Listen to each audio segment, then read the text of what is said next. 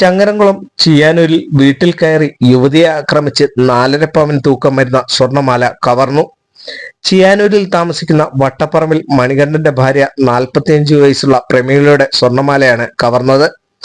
അക്രമം തടയാൻ ശ്രമിച്ച പ്രമീളയുടെ മകൻ മിഥുനെയും ആക്രമിച്ച സംഘം ഓടി രക്ഷപ്പെടുകയായിരുന്നു.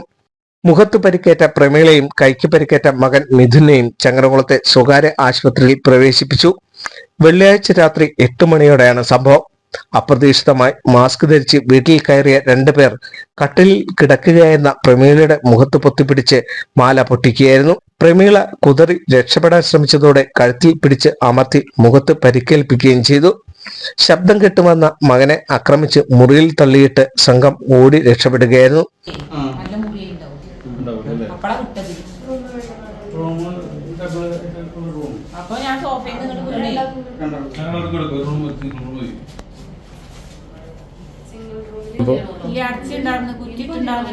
അവര് തുറന്നിട്ട് വരിക ചെയ്തത്.